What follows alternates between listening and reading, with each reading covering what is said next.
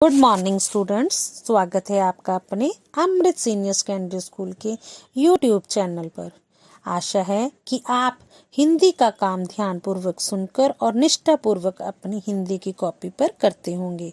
बच्चों, आज मैं आपको ई पाठ्य पुस्तक हिंदी 8वीं प्रथम भाषा का पाठ नंबर 9 पथ की पहचान कविता करवाने जा रही हूँ, जो कि पेज नंबर 48 और 49 पर है।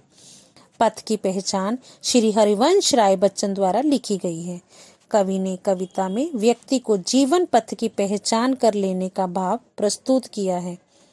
कवि ने ये भी बताया है कि व्यक्ति के जीवन पथ में अनेक साथी मिलते हैं, परंतु जो अपने पांव के निशान छोड़ गए हैं, हमें उन पर ही आगे बढ़ना चाहिए।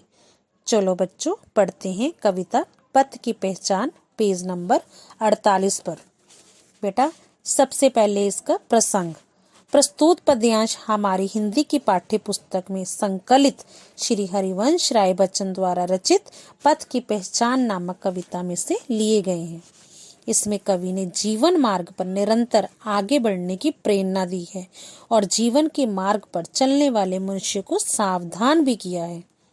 पहला पद्यांश देखो बेटा। पूर्व चलने की बटोही, बाट की पहचान कर ले, पुस्तकों में है नहीं छापी गई इसकी कहानी, हाल इसका ज्ञात होता है न औरों की जबानी, अनगिनत राही गए इस राह से, उनका पता क्या, पर गए कुछ लोग इस पर छोड़ पैरों की निशानी। ये निशानी मूक होकर भी बहुत कुछ बोलती है, खोल कर इसका अर्थ पंथ का अनुमान कर ले, पूर्व चलने के बटोही, बाट की पहचान कर ले।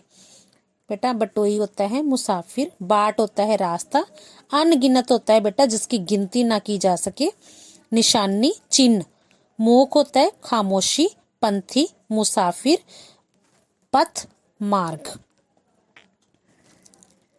व्याख्या देखो बेटा अब इसकी।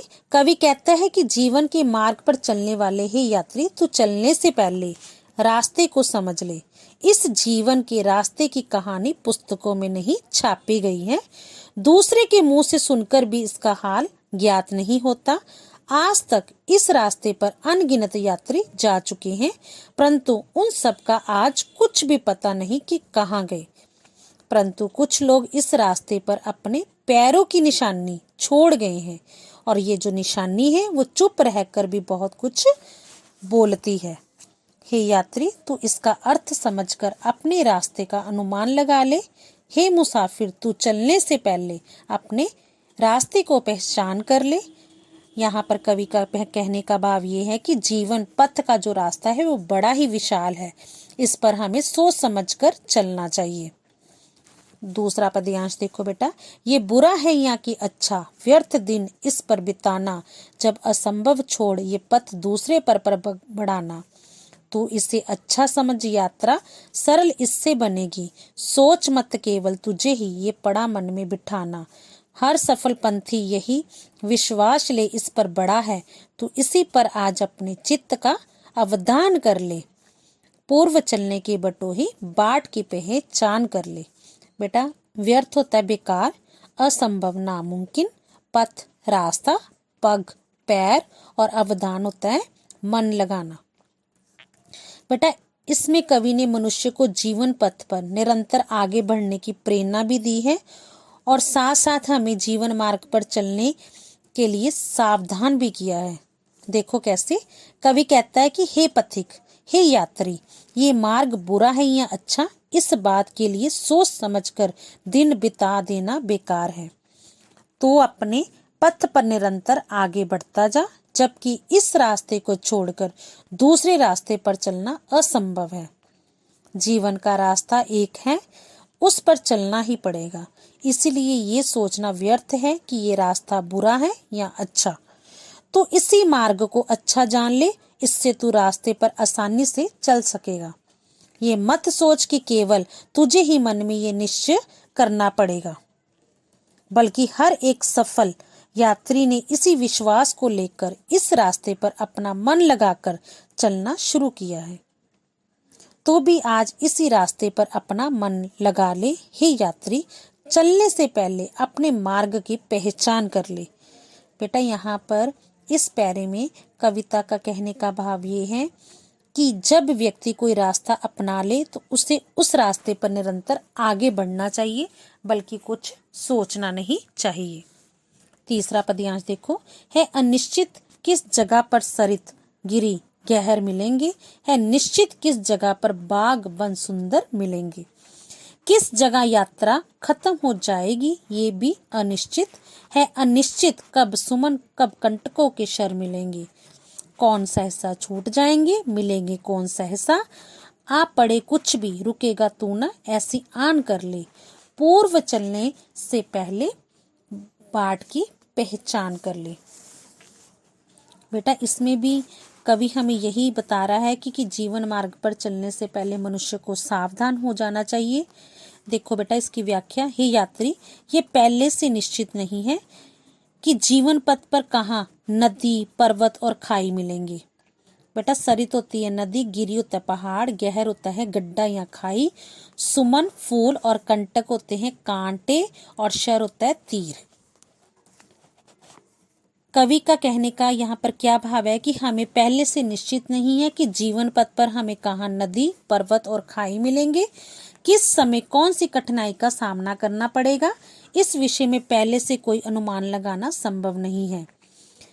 हमें किस मार्ग पर सुंदर बाग और वन मिलेंगे, इस विषय में भी हमें कुछ नहीं कहा जा सकता।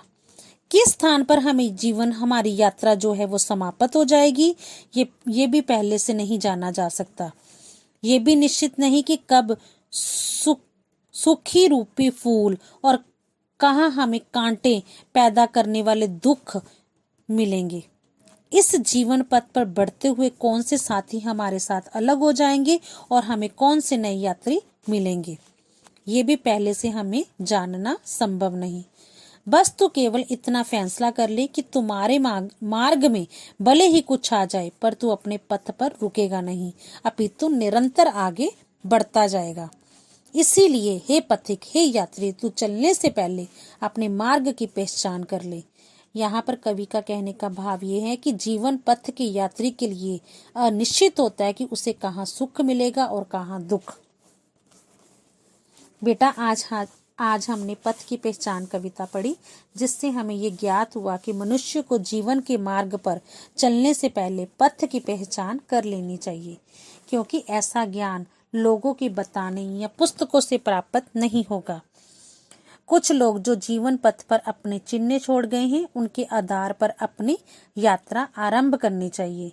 एक बार रास्ते में चलने के बाद हमें अच्छे या बुरे का विचार नहीं करना चाहिए। दृढ़ संकल्प के साथ आगे बढ़ना चाहिए और इस रास्ते पर चलते हुए ये निश्चित नहीं कि हमें कहाँ सुख मिलेगा और कहाँ दुख, कौन रास्ते में हमें छोड़ जाएगा और कब तुम्हारी जीवन यात्रा समाप्त हो जाएगी।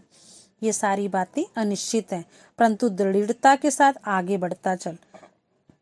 अब मैं इसी पाठ से संबंधित कुछ वस्तुनिष्ठ प्रश्न पूछने जा रही हूँ, जिसके उत्तर आपको इस वीडियो को सुनकर और समझकर देने हैं। साथ ही साथ हमारे स्कूल का जो चैनल है अमृत सीनियर सेकेंडरी स्कूल, उसको सब्सक्राइब करना नहीं भूलना। बेटा प्रश्न नंबर पहला, पथ की पहचान के कवि का क्या नाम है।